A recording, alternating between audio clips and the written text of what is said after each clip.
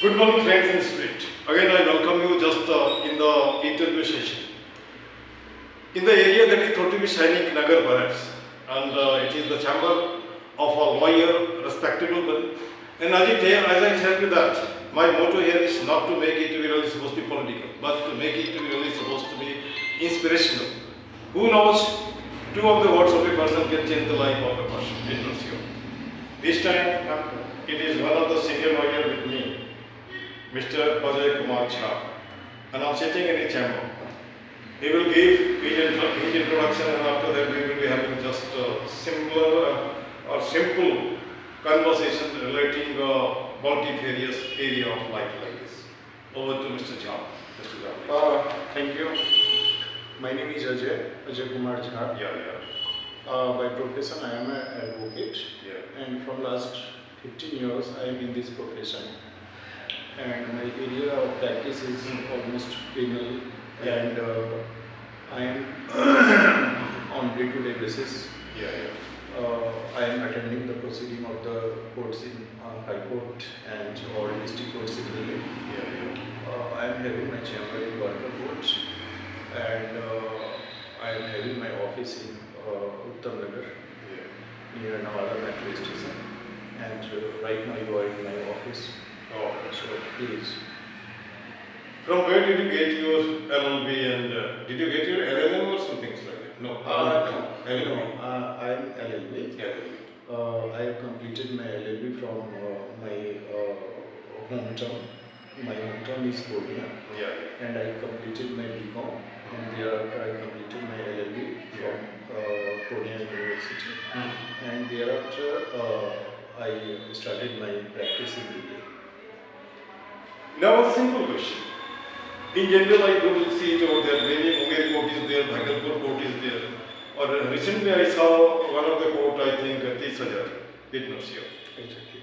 There I saw a number of persons having black coat and having this, I think, a kind of, you can say that they are just a uniform. A lot of persons out of the crowd. Don't you think it out that getting the possibility of the business to be just made in a nice way, in a comfortable way, very much easy? See, you will, wherever you will go, you will find the crowd. But the thing is that everything is depends upon your quality. If you are having good knowledge and if you are working sincerely, obviously you will not be the part of the gathering, and you can work in a good manner. अगर भीड़ तो आपको आप railway station चले जाएं, hospital चले जाएं, जहाँ भी आप जाएंगे आपको भीड़ मिलेगा, कोर्ट वगैरह, ये these are the public, basically public place, भीड़ आपको देखने को ही मिलेगा. और हर प्रोफेशन में भीड़ है, हर जगह भीड़ है, बट इस भीड़ में अपनी पहचान बनाना, अपनी जगह बनाना, ये आप पे डिपेंड करता है, आपके इंटरपर्सनल स्किल्स पे डिपेंड करता है. आप में अगर अच्छी क्वालिटीज़ होंगे, आपके अच्छे नॉलेज होंगे, तो आप जगह बना लेंगे. एक्चुअली में कुछ पार्टली हिंदी पार्टली इंग्लिश है, क्योंकि हमारे जो लिसनर है, ऑडियंस है, वो हिंदी वाले ज़्यादा है ना.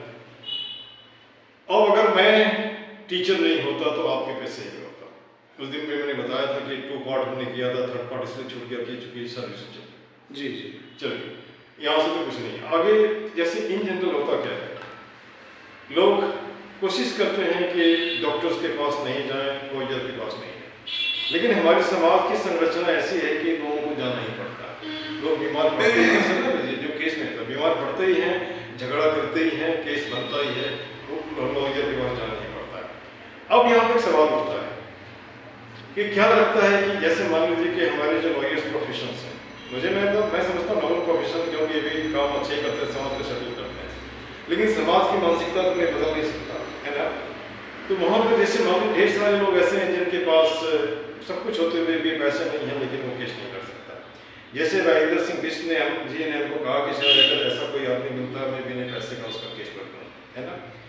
वो देखा जाएगा. राष्ट्र सरकार भी बोलती है कि अगर आपको नहीं कोई लॉयर तो सरकार मुहैया कराएगा. तो थोड़ा इसको समझाइए, वैसे लोगों के लिए जो कि नहीं सकते हैं. देखिए, राजेंद्र सिंह बिष्ट साहब ने आपको क्या कहा, मैं उस पर तो कोई टिप्पणी नहीं कर पाई. मैं आपने जो क्वेश्चन पूछा मैं उसका जवाब आपको देता हूँ। देखिए बिल्कुल सही बात है, बहुत सारे लोग हमारे समाज में ऐसे हैं जो जो केस लड़ना चाहते हैं, जिनके जो रियल विक्टिम है, बट कहीं ना कहीं उनको ये लगता है कि कोर्ट में जाने से पैसे हमें लगेंगे या मेरा समय बहुत लगेगा, जिस वजह से वो कोर्ट में आने से बचते हैं। इस पे सर मेरा आपको कहना ये है कि मैं उन लोगों को जो रियल विक्टिम है, ठीक है, किसी दूसरे को तंग करने के पर्पज से कोई कोर्ट में अगर आए, मैं उनकी बात नहीं करना चाहता। जो रियल विक्टिम है, जिसके साथ कुछ गलत हुआ है, उसके लिए हमारे कानून में बहुत सारे प्रोविजंस हैं। वो ऐसा नहीं है कि उनके पास पैसे नहीं है तो उनको न्याय नहीं मिलेगा, ऐसा नहीं है। हमारे कानून में, हमारे संविधान में ऐसा प्रोविजंस हैं जिसको हम नेशनल लीगल सर्विस अथॉरिटी के नाम से जाना जाता है। ये एक संवैधानिक संस्था है जो आपको मुफ्त कानूनी सलाह प्रोवाइड किया जाता है जिनकी तरफ से। आपको मुफ्त में वहाँ लॉयर भी उपलब्ध हैं, ठीक है, जो आपके केस को ड्राफ्ट करेंगे, कोर्ट में डालेंगे, बनाएंगे, लड़ेंगे। उसके बाद बहुत सारे ऐसे स्कीम्स है, जैसे कोई अगर जेल में है तो इवन जेल में भी उसको free of cost lawyer access किया जाता है। वहाँ भी हमारी एक जो नालसा की टीम होती है, जिसको हम दिल्ली में DLSA के नाम से कहते हैं, दिल्ली लीगल सर्विस अथॉरिटी, उन्होंने अपने तरफ से लॉयर्स प्रोवाइड किया हुआ है जिनकी ड्यूटी रोज जेल में लगती है। जो ऐसे लोग जो जेल में बंद है और सिर्फ पैसे की वजह से और लॉयर नहीं करने की वजह से वो जेल में बंद है, उनको कानूनी सलाह प्रोवाइड किया जाता है। बल्कि यहाँ तक कि जब वो जेल से कोर्ट में उनकी पेशी होती है, कोर्ट में आते हैं, वहाँ भी जो हमारे प्रिसाइडिंग ऑफिसर्स होते हैं, हमारे जज साहब वगैरह जो होते हैं, वो उनसे कहते हैं कि भाई आपके एडवोकेट कहाँ हैं? वो कहते हैं जी मेरे पास एडवोकेट नहीं है, ठीक है। तो वहाँ पे भी उनको जज साहब की तरफ से, DLSA की तरफ से मुफ्त में, फ्री में लॉयर प्रोवाइड किया जाता है। अच्छा, अब यहाँ पे जहाँ तक हमारा सोच है, फ्री कुछ भी नहीं होता। जैसे इसको क्लियर कर दीजिए, जैसे मान लिया हमारे पास पेशेंट आता है, हमने उनसे दवाई का पैसे नहीं लिए, फिर भी कुछ न कुछ नहीं मिल गया, ही believe in me, I just made an experiment of the medicine. That's it. After that, the thing was actually good. Suppose I joined the private college, getting no salary at all, but that college gave me the podium, and after that, they started speaking very fluently like that. तो कहीं ना कहीं कुछ न कुछ मिलता है। जैसे मान लीजिए जो लॉयर उसका केस, उस व्यक्ति विशेष का केस लड़ता है। ये बहुत अच्छा क्वेश्चन आपने पूछा, मैं आपको बता देता हूँ कि फ्री में कुछ नहीं मिलता। बिल्कुल आप ठीक कह रहे हैं, बट उनके लिए वो फ्री होता है, वो गवर्नमेंट को एक्सपेंस बेयर करती है। जिस भी लॉयर को अगर किसी का केस असाइन किया जाता है through NALSA, national legal service authority, through Delhi legal service authority, वो लॉयर्स जो होते हैं वो नालसा के, DLSA के पैनल्स लॉयर होते हैं, जो वो काम करते हैं, उसके बदले ऑनरेरियम उनको मिलता है गवर्नमेंट की तरफ से। जो असाइनमेंट वो कंप्लीट करते हैं, they are submitting the invoice in that department, और वो फिर उनको उस चीज़ की वो प्रिस्क्राइब रेट वगैरह सारी चीज़ें वो गवर्नमेंट रूल्स उस हिसाब से उनको दिया जाता है। But as far as victim is concerned, accused is concerned, उनको फ्री ऑफ कॉस्ट ही मिलता है, उनको उस लॉयर साहब को कोई पैसे नहीं देने होते। हाँ जी, चलिए अब यहाँ पे मैं आता हूँ। जैसे एरिया आजकल सेग्रीगेट हो गया, कोई क्रिमिनल लॉयर हो जाते हैं, कोई सिविल हो जाते हैं, आजकल तो एरिया हो गया, टैक्स में अलग अलग एरिया हो गया, और कुछ लोग होते हैं कि सारे एरिया में अपना वर्चस्व रखते हैं। ठीक, तो जैसे मान लीजिए अगर आप किस एरिया को टच करते हैं? जी मेरा बिल्कुल ठीक बात है। कॉर्पोरेट लॉयर होते हैं, सिविल लॉयर होते हैं, क्रिमिनल लॉयर, आजकल तो लीगल एडवाइजर भी हो गए, वो जो लॉयर होते हैं लीगल एडवाइजर भी होते हैं बेसिकली। तो ये सारे एरियाज हैं। अब ये डिपेंड करता है कि इनकी स्पेशलाइजेशन किस एरिया में है। किसी ने अगर कॉर्पोरेट में जाना है, अगर उन्होंने कंपनी लॉ की पढ़ाई की हुई है, अगर उनका स्पेशलाइजेशन, तो वो कॉर्पोरेट में। मेरा स्पेशलाइजेशन जो है, मैं क्रिमिनल लॉयर हूँ, क्रिमिनल एज वेल एज आजकल सोसाइटी में मैट्रिमोनियल केसेस जो है, फैमिली डिस्प्यूट्स बहुत ज़्यादा है, तो मैं फैमिली को भी कवर करता हूँ।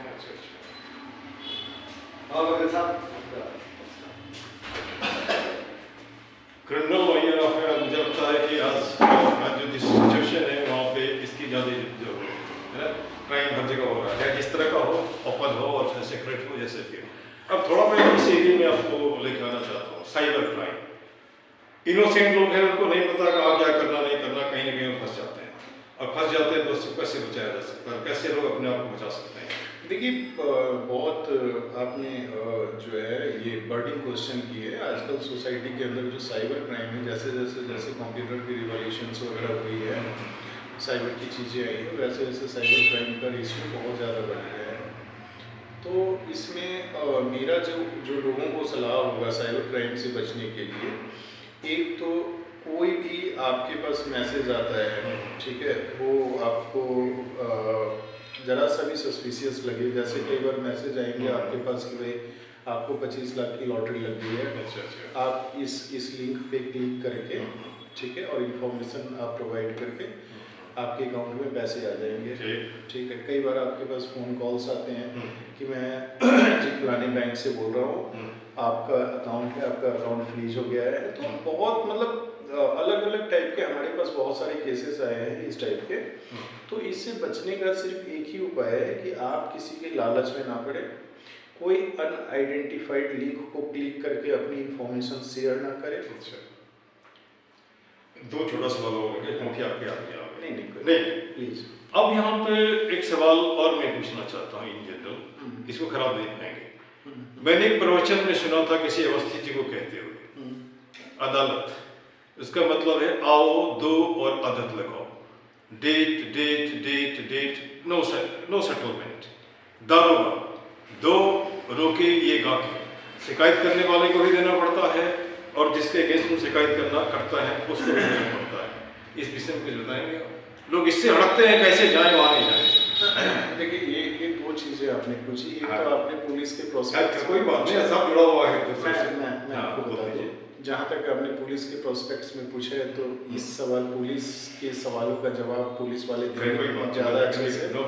मैं बीइंग अ लॉयर, मैं आपको कोर्ट कचहरी से रिलेटेड चीज़ों का, जैसे आपने बताया कि तारीख पे तारीख, देखिए क्या होता है कि जो इंसान केस लड़ा हुआ है वो ज़्यादा इस चीज़ को समझ सकता है कंपेयर टू अदर।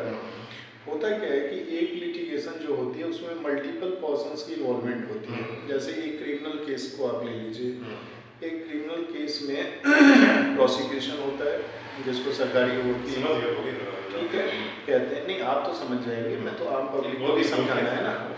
प्रोसिक्यूशन होता है जिसको आप सरकारी वकील, जज साहब की इन्वॉल्वमेंट होती है, उसके बाद डिफेंस काउंसिल की इन्वॉल्वमेंट होती है, उसके बाद जो मुजरिम होती है उसकी इन्वॉल्वमेंट होती है। अब क्या है, उसके बाद कोर्ट स्टाफ होता है, बहुत सारी चीज़ें। अब होता क्या है कि किसी पर्टिकुलर डेट पे आप गए हो तो वो जज साहब जो है वो भी थोड़े आपकी तरह इंसान है, कभी उसकी तबीयत खराब हो सकती है, ठीक है ना, कभी तबीयत खराब हो सकती है, कभी उनके साथ भारी बीमारी कोई मजबूरी हो सकती है। तो सपोज कीजिए कि आपको तारीख लगी और उस दिन वो जज साहब छुट्टी पे हैं, तो आपको फिर तारीख मिल जाती है। साइमल्टेनियसली किसी दिन पुलिस वाले की गवाही होनी है, पुलिस वाला भी इंसान है, उसको लॉ एंड ऑर्डर भी संभालना होता है। नहीं, लॉ एंड ऑर्डर की होती है उनके साथ चीज़ें कि भाई उनको VIPs को भी देखना है, लॉ एंड ऑर्डर भी संभालना है, बहुत सारी। तो उनके साथ कोई प्रॉब्लम है, अगर वो ना आए तो गवाही नहीं हो पाती। किसी दिन ऐसा होता है कि भाई डिफेंस काउंसिल के साथ कुछ मजबूरी है, इस तरह की प्रॉब्लम, तो चीज़ें जो है, तो इस तरीके से चूँकि वहाँ मल्टीपल लोगों की इन्वॉल्वमेंट होती है एक केस के अंदर, और जब तक वो सारे एक प्लेटफॉर्म में नहीं आते केस नॉर्मल कोर्स में आगे नहीं बढ़ता है, ठीक है। तो लेकिन अब ये चीज़ें वो पुरानी बात हो गई।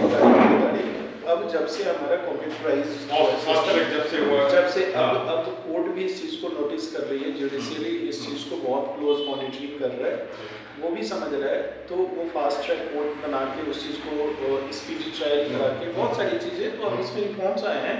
वो पुराने ज़माने की बात थी कि तारीख पे तारीख, अब तो आप देखते हैं कि साल 1.5 साल में चीज़ों को मुकदमे भी आ जाती है, जजमेंट आ जाती है। अच्छा, एक रियल घटना है, भागलपुर ट्रेन की स्थिति है। एक पॉकेट माल पकड़ा गया, जिस आदमी का चिना गया था उसको बोला FIR लॉन्च करो, तो बोला नहीं करेंगे। तो बोला यहाँ पे टेक्निकल प्रॉब्लम है, आदमी मुंबई जा रहा है, मुंबई का रहने वाला, घटना भागलपुर का, भागलपुर कोर्ट में केस होगा, तो वहाँ तक लोग जाएंगे नहीं, तो इसीलिए इसको छोड़ दिया जाता है। तो इस विषय में क्या लगता है, कुछ सुधार होना चाहिए? सुधार हो गई है, हो गई। हाँ सुधार हो गई है। आप देखिए होता क्या है कि जब डे टू डे बेसिस पे प्रॉब्लम जब हमारे सामने आती है तब उसका सॉल्यूशन भी निकलता है। अब इसमें ये आया है कि भाई कोई ट्रेन से जर्नी कर रहा है, रास्ते में उसके साथ कोई घटना घट जाती है, तो अब ऐसा प्रोविजंस आया है कि भाई वो डेस्टिनेशन पे पहुंच के कंसर्न पुलिस स्टेशन में जाके FIR रजिस्टर्ड कराए, जिसको 0 FIR बोला जाता है। वो क्या करते हैं कि 0 FIR आपका वहाँ रजिस्टर्ड करके, और ये उनकी ड्यूटी बनती है कि वो कंसर्न पुलिस स्टेशन में उसको इन्वेस्टिगेशन के लिए फॉरवर्ड कर दें। तो ये पुराने ज़माने की बात हो गई, जब ऐसा होता था कि भाई हम इन ट्रांजिट में हैं, घटना कहीं घटी, इंसान कहीं पहुंच गया, अब वो तो ये सारी चीज़ें अब सुधार है, इस पर कई चीज़ें आ गई है। तो चलिए धन्यवाद। इसका एक लास्ट क्वेश्चन, हमारा मकसद है वैसे बच्चे जो पढ़ना चाहते हैं लेकिन उनको नहीं पता कैसे पढ़ना है। अभी 5 इयर्स इंटीग्रेटेड कोर्स हो गए आपके LLB है ना, 12 के बाद 5 इयर्स, उसके अलावा BA BL है या नहीं पता नहीं, मुझे भूल गया। अगर कोई बच्चा ऐसा करना चाहता है, दूसरी बात अभी जैसे मान ली साउथ इंडिया में कुछ ऐसे इंस्टीट्यूशन है जहाँ पढ़ के निकलते हैं 20 लाख 25 लाख का पैकेज मिलता है, तो क्या उनको कुछ गाइडलाइंस बता सकते हैं अगर वो चाहते हैं? तो देखिए बच्चे जो हमारे लाइन में आना चाहते हैं उनके लिए 2 ऑप्शन है। एक तो ग्रेजुएशन के बाद वो LLB कर सकते हैं, ठीक है। एक इंटीग्रेटेड कोर्स है जो आफ्टर 12th होता है, जो 5 साल का कोर्स होता है, वो BA LLB, BCom LLB, BBA LLB उसका नाम है, ठीक है ना। तो वो करके, अब रही पैकेज की बात, तो वो डिपेंड करता है कि बच्चा कहाँ से कर रहा है, किस इंस्टीट्यूट से कर रहा है, और उसके अंदर कितनी काबिलियत है, तो उस चीज़ पे डिपेंड करता है। अगर बच्चे में काबिलियत है तो बिल्कुल उसको कैंपस सिलेक्शन होता है, और वो अच्छी कंपनियों में, कॉर्पोरेट में कोई जाना चाहे उसको ले लेते हैं कॉर्पोरेट वाले। एक लास्ट सवाल सभी युवाओं के लिए, वो कहते हैं हमारा एज खत्म हो गया, नौकरी नहीं है, ये है वो है, और मैं यहाँ से उन्हें निवेदन करता हूँ और बताता हूँ कि इलेक्शन लड़ने के लिए करोड़पति होना जरूरी नहीं है। आप इंडिपेंडेंट लड़ सकते हो, आपका एज खत्म हो गया लेकिन पार्लियामेंट में जाने के लिए कोई एज नहीं है, कोई क्वालिफिकेशन नहीं है, वहाँ आप इंडिपेंडेंट खड़े हो सकते हो। और मुझे वहाँ पे पॉसिबिलिटी दिखती है, 13 करोड़ बेरोजगार पढ़ा लिखा, आप वहाँ आ सकते हो, कोई फर्क नहीं पड़ता है, कौन जानता किसका किस्मत कहाँ ले जाएगा। अब लास्ट जो हमारे से जुड़े लोग हैं जिनको इनकी ज़रूरत पड़ सकती है, मैं इनसे निवेदन करूंगा, ये आपको अपना फ़ोन नंबर देंगे, आप इनको कांटेक्ट कर सकते हैं, है ना। और this is how your cooperative मना ना करा, हमारा मोटो सीधे है अनाउंस करना, लोगों को थोड़ा आगे बढ़ाना, चाहे कोई भी हो, A B C D like that, है ना। हाँ, उसके बाद पहले अपना फ़ोन नंबर बता दीजिए। मेरा फ़ोन नंबर है 98-107-63952, ये मेरा नंबर है। एक बार और बोल दीजिए। 98-107 लोकेशन भी बता दीजिए। 63952, और मेरा लोकेशन है नवादा मेट्रो स्टेशन, उत्तम नगर, वेस्ट दिल्ली में मेरा ऑफिस है। और किन्हीं को अगर इस चीज़ की किसी टाइप की कानूनी सहायता की ज़रूरत होती है तो आप कांटेक्ट करें। चलिए मैं बता दे रहा हूँ, ये क्रिमिनल लॉयर हैं, उससे रिलेटेड कोई भी केस हो, इनकी ऑफिस है द्वारका कोर्ट में भी है, अजय झा जिनका नाम है, मैं बात से ये किया, आप इनको संपर्क कर सकते हैं। This much, thank you very much, thank you so much, thank you.